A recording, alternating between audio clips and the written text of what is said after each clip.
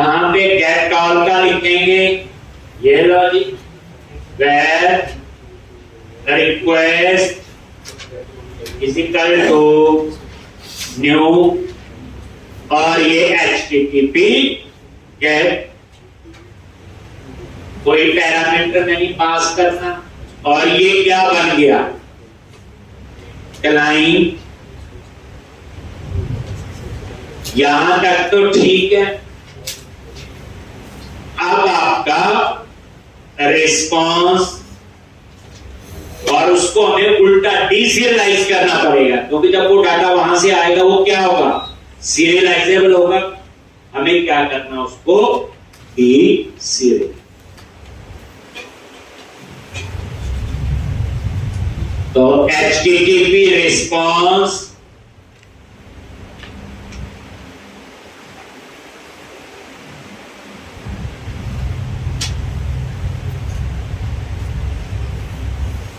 और वही same response await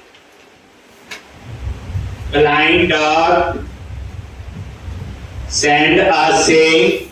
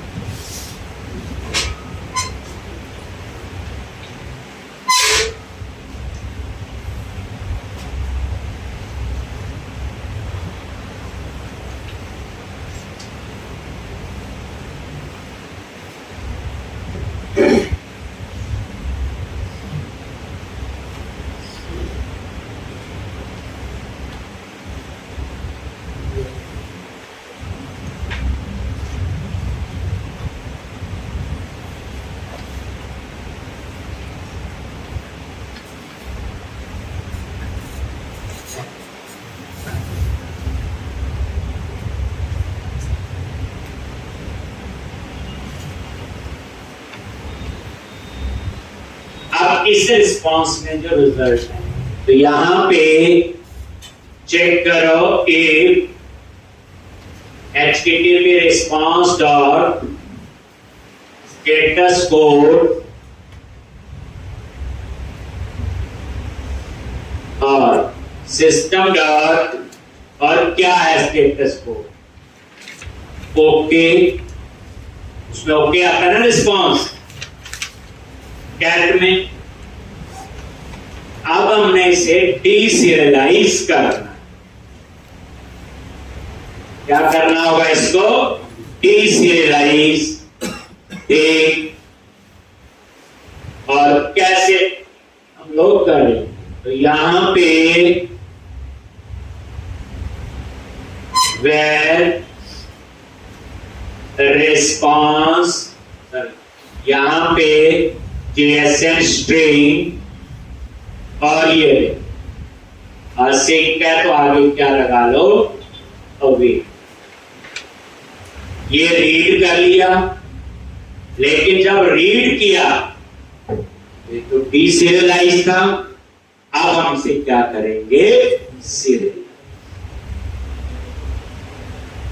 देखो जो कंटेंट आपका आया, गेट में क्या होता, कंटेंट आएगा तो रीड एज स्ट्रिंग सिंक, और वो इसमें आ गया। अब हमें क्या करना है, इसको डीसीरियलाइज। हमें तभी समझ आएगा। एक तो यहां पे क्या लिखोगे, रिटर्न JSON कन्वर्ट और डीसीरियलाइज ऑब्जेक्ट, और डीसीरियलाइज किसमें करना है, कलेक्शन, गेट ऑल है ना, ये नंबरेबल, और ये दे दिया T एक, और यहां पे पास कर दिया JSON, और ये और अगर नहीं है तो यहाँ पे नाम पे कुछ भी डेटा नहीं। देखो डीसीरियलाइज किया जो डेटा है, तो आप ये प्रोसेस समझो। जब पोस्ट अपडेट के केस में डाटा भेजा तो हमारा डाटा तो डीसीरियलाइज, हम तो सिंपल क्लास का ऑब्जेक्ट बना के एक्सेस करते हैं। हमने उसे सीरियलाइज किया और सर्वर पे भेज। डीसीरियलाइज आगे वो खुद कर रही। अब जब गेट का कोड चला, डाटा सर्वर से आया, तो वो क्या था? सीरियलाइज था, नेटवर्क से आया था। हमने उसकी क्या किया? डीसीरियलाइज। किसमें किया? जेएसएल, क्योंकि हम जेएसएल यूज कर रहे हैं। इससे पहले एक्सएमएल सीरियलाइजेशन भी होती थी, उससे पहले बाइनरी सीरियलाइजेशन भी होती है। किसमें करना है? ये एपीआई का कंसेप्ट है। यहां क्या यूज हो रहा आपका? जेएसएल।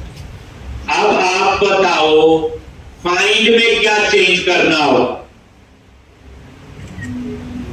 कैटी आएगा, बस यूआरएल में आईडी पास करेंगे, डेटा आएगा, बस आई नंबरेबल नहीं लगेगा क्योंकि फाइंड है।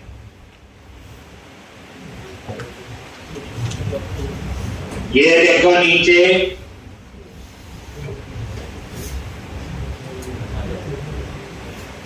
यहां पे आगे ये फाइंड का ही है।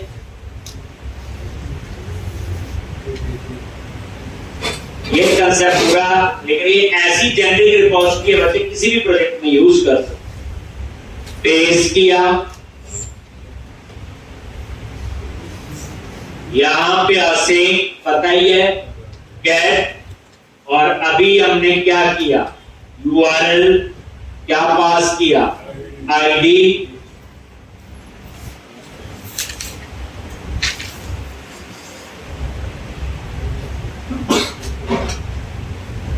ये लॉजिन बाकी ठीक है। यहां पे आई नंबरेबल नहीं,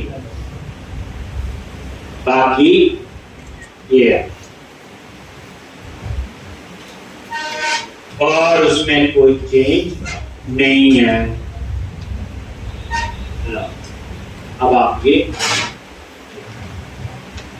ये जेनेरिक रिपोजिटरी बन गई किसको कॉल करने के लिए? एपीआई। और इसमें कहीं नहीं लिखा ASP.NET की रिपोर्ट चलेगी। किसी ने नोड में एपीआई बनाई, किसी ने पाइथन में, किसी ने PHP में, किसी ने जावा में। यहां तो कहीं नहीं लिखा। यूआरएल आएगा और डेटा किस फॉर्मेट में होगा? वो JSON। तो जेनेरिक मतलब कि आप किसी भी प्रोजेक्ट में नेशनल पार्क में चले, एपीआई बनानी तो अभी देखो, बनानी तो जिसी लैंग्वेज में उस लैंग्वेज का नॉलेज होना चाहिए। PHP तो PHP का, जावा तो जावा का। जैसे हम ASP.NET कोड अभी तक आती, एपीआई बनानी आती, टेस्ट कर ली। अब उस एपीआई को कॉल करने के लिए अब हम नेक्स्ट स्टेप, रिपोजिटरी क्या है? अब हम क्या करेंगे? आई नेशनल पार्क रिपोजिटरी, आई नेशनल पार्क और आई ट्रेड, और उन दोनों को ऐड करेंगे program.cs। वही कोई यूनिट वर्क बना लेना, अगर ज्यादा बड़ा प्रोजेक्ट हो तो कहानी चलेगी। रिपोजिटरी चेंज होगी, बस यहां कोई डाटाबेस नहीं। और अब अंदर कंसेप्ट है बच्चे, ये ऐसी आपको बनवा दी कोई प्रोजेक्ट स्पेसिफिक जो आप प्रोजेक्ट में यूज कर रहे हो उसके ऊपर स्पेसिफिक थोड़ी है। अब ये चीजें आपको इजी लग रही, थोड़ा बहुत चेंज हुआ, बाकी पता चल गया कि एपीआई है तो दो चीजें ध्यान रखनी, रिक्वेस्ट और रिस्पॉन्स। अब दो बात सीख रहे, एपीआई बनाई, टेस्ट की, आगे अब एपीआई को यूज करना आना चाहिए। हो सकता है आपने बनाई, किसी और ने बनाई हो। तो अब हम लोग दो रिपोजिटरी बनाएंगे that is specific to the model, जैसे हम प्रोजेक्ट में करते थे। और एक लेयर में बीच में नहीं यूज कर रहा हूं यूनिट वर्क, वो अगर प्रोजेक्ट बड़ा होगा कर लेना, वैसे कर ही लेनी चाहिए। तो बता रहे हैं, अब आपको कोड को प्रॉपर अंडरस्टैंडिंग होनी चाहिए रिपोजिटरी क्यों बनाई, ना बनाए तो ये होगा, बनाए तो ये फायदा। एक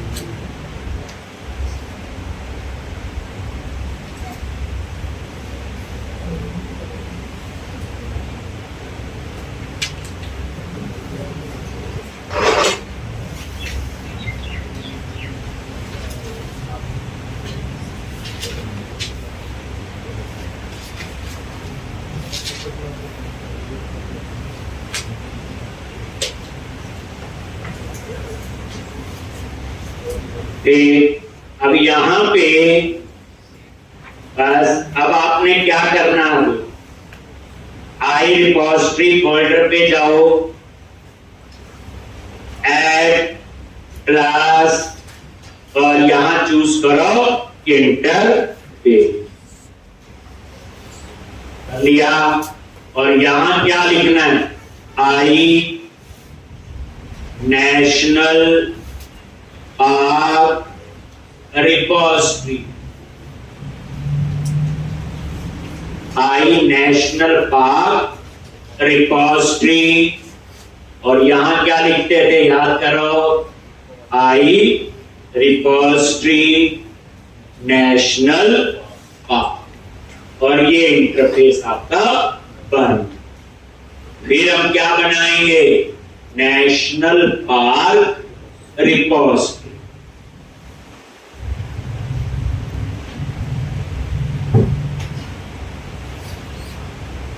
नेशनल पार्क रिपोजिटरी।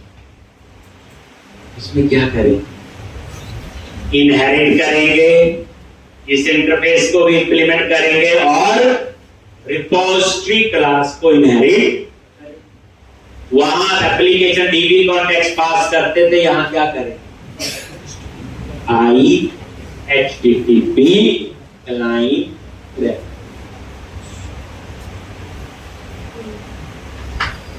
आई HTTP क्लाइंट फैक्ट्री,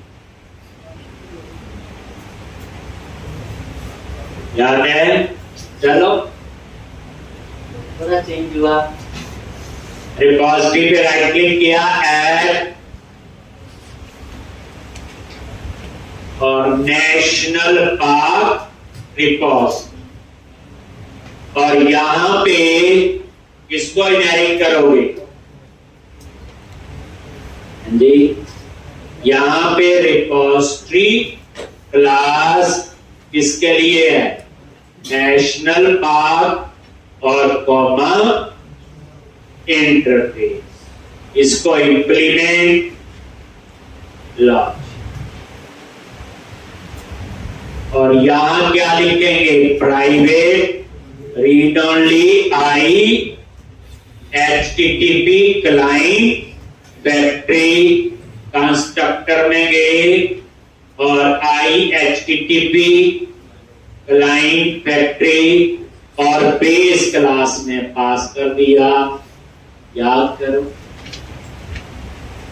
ऐसे ही हम एक और बनाएंगे, I trail repository and trail repository, और उन दोनों को मैं तो ऐड करूंगा program.cs में, आप चाहो तो आई यूनिट ऑफ वर्क बना सकते हो, जल्दी काम हो गया।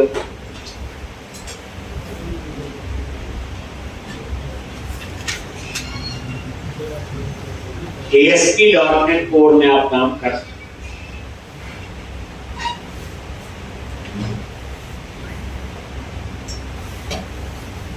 थोड़ा काम मिलना भी है आपको। मैं तो आपको एक बेस बनाऊंगा प्रोजेक्ट का, एक लेवल तक मैं पहुंचा दूंगा, आगे का काम आपको मिलेगा। तभी पता चलेगा हमारी प्रैक्टिस कैसी है, लॉजिक कैसे है। अब जैसे ये नेशनल पार्क का है, इसमें बुकिंग भी होगी, स्पेसिफिक डेट का पार्क घूमने जाना है, पेमेंट भी होगी, बुकिंग कैंसिल भी होगी, सब कुछ है जो उसमें भी दिए ये चीजें। एक नया सिस्टम बन जाएगा सीखने के लिए। ज्यादा तो लॉजिक इंप्रूव होते ही। अब आप क्या करो, आई रिपोजिटरी पे राइट क्लिक किया, ऐड क्लास इंटरफेस, क्या नेम, आई ट्रेल रिपोजिटरी,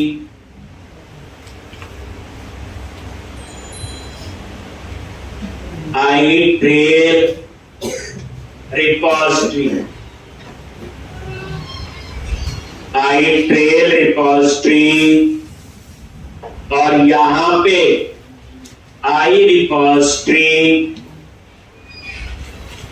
और यहां पे क्या आएगा, ट्रेल। बस इसी तरह से क्या बनाओ, ट्रेल की तो आती है चीजें।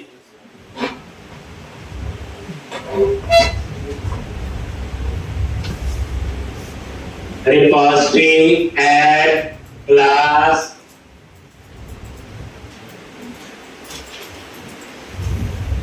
और यहां पे इनहेरिट किया रिपोजिटरी, ट्रेल और कॉमा देके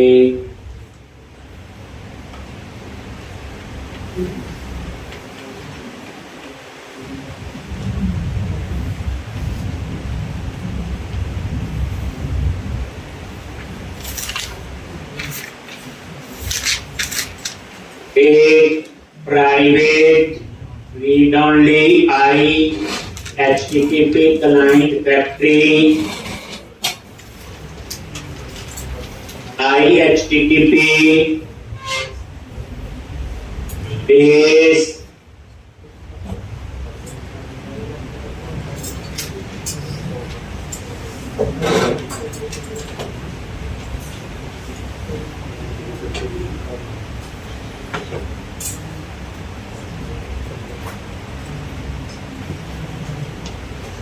एक। तो इस तरह से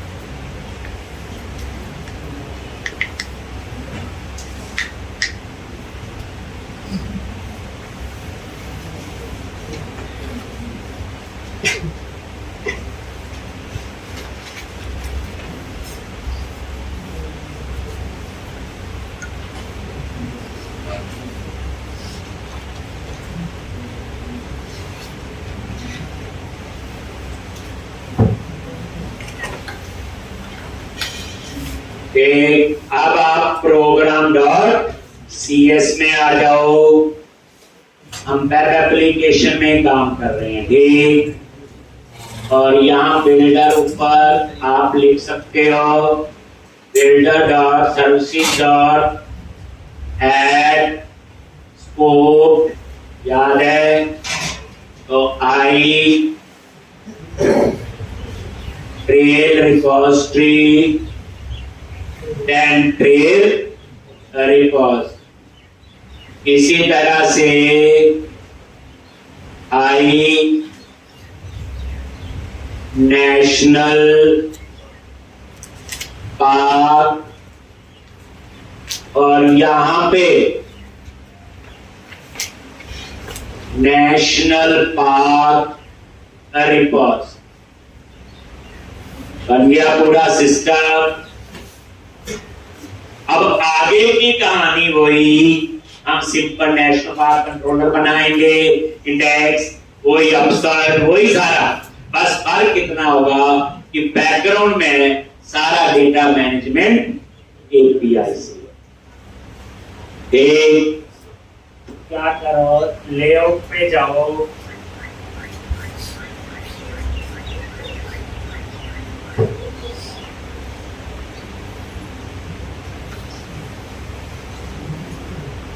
तो इतना तो याद आ गया सारा, ये कोड किया हुआ पहले, और ये क्लोज किया सारा ध्यान से। अब हम क्या करेंगे, ये देखो एक बार रन। सबसे पहले हम क्या करते हैं, वही डाटा टेबल वगैरह सारे अप्लाई कर देते हैं। लेआउट पे जाके रेफरेंस, कोई थीम अप्लाई करना है तो कर लेना आप लोग, वो मैं नहीं करूँगा, एक वो आपको आते। तो वही 2-3 रेफरेंस, ये देख लो, लॉजी एरर आ गया रन करते ही। पहले इसी को ठीक करो, तो यहाँ पे बिल्डर डॉट, यहाँ पे HTTP क्लाइंट जो है वो HTTP क्लाइंट फैक्ट्री को एक्सेस करने के लिए कह रहा है, तो उसके लिए ऐड करना पड़ेगा, कॉन्फ़िगरेशन का पार्ट है इसका, builder services dot add HTTP client, builder dot services dot add HTTP client। ये लाइन तभी लिखनी पड़ी हमें जो API यूज कर रहे हैं, जैसे आइए HTTP क्लाइंट, ये एरर आपको ठीक हो जानी चाहिए।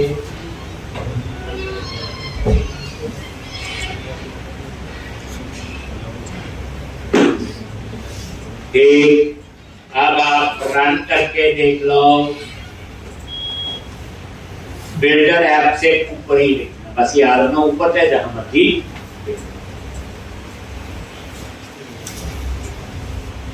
और अब क्या करो, लेआउट वाला सारा काम, तो व्यूज, शेयर और लेआउट मिला के कर लोगे ऐड, चाहिए होंगे सारे।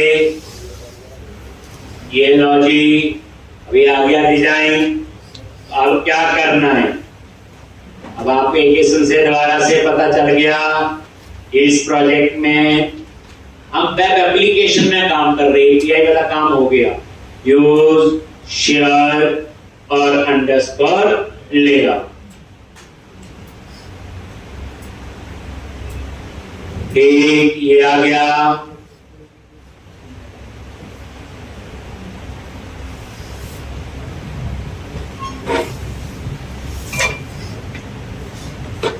और यहां पे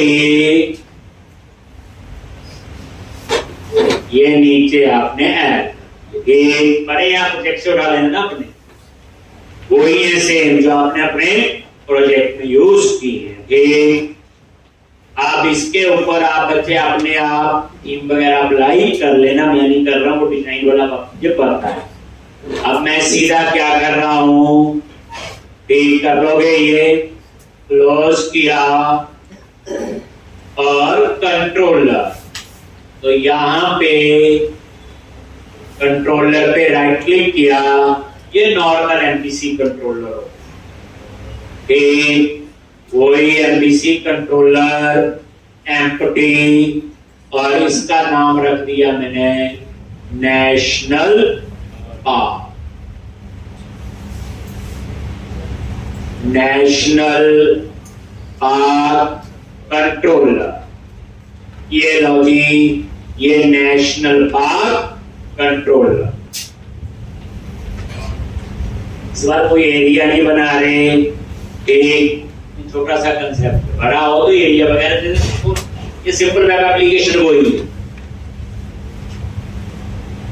तो अब आ गया आपका national park controller.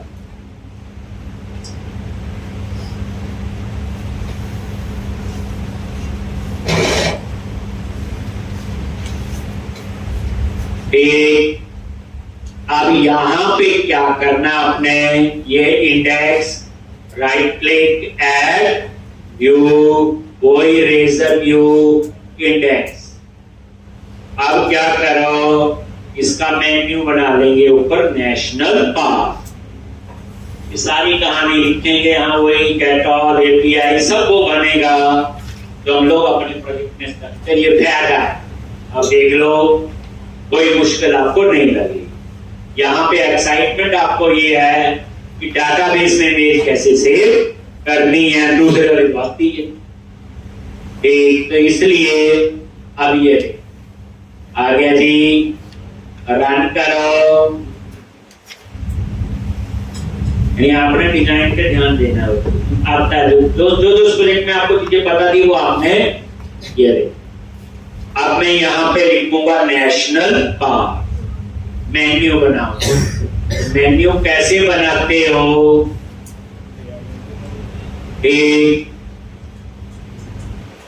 Use, share और लेआउट।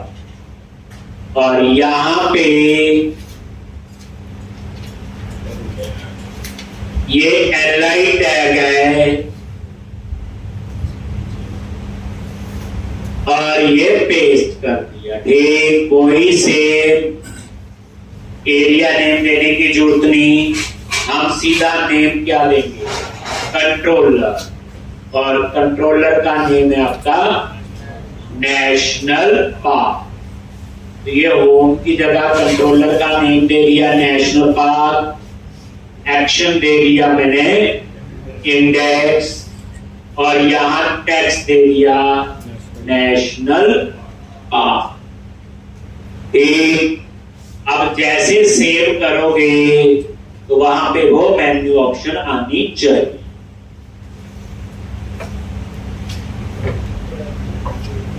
ये जो लिख दिया और ये चेक कर लो, ये देखो रिफ्रेश और नहीं आई। बताइए रन टाइम कंपाइलेशन वाला पैकेज आपको इंस्टॉल करना पड़ेगा।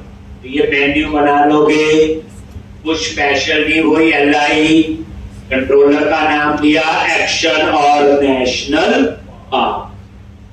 अब क्या करो, इसी प्रोजेक्ट पे गए और राइट क्लिक करो और मैनेज नगर पैकेजेस, और ब्राउज पे गए और यहां पे पैकेज देख लो, यही है ना, microsoft.asp.netcore.mbc.razor runtime compilation। तो ये पैकेज वर्जन कौन सा यूज कर रहे, 15 है, 8.0.15, और इसको इंस्टॉल कर।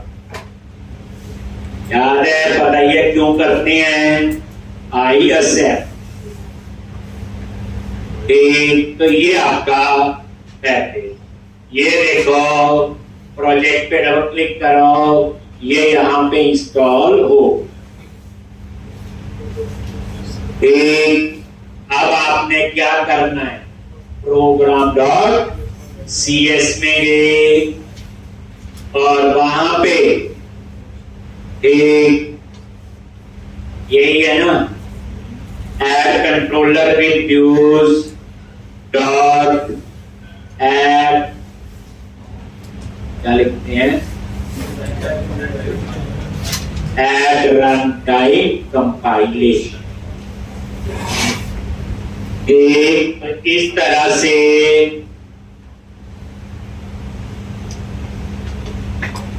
अब ये काम करना शुरू कर, याद है।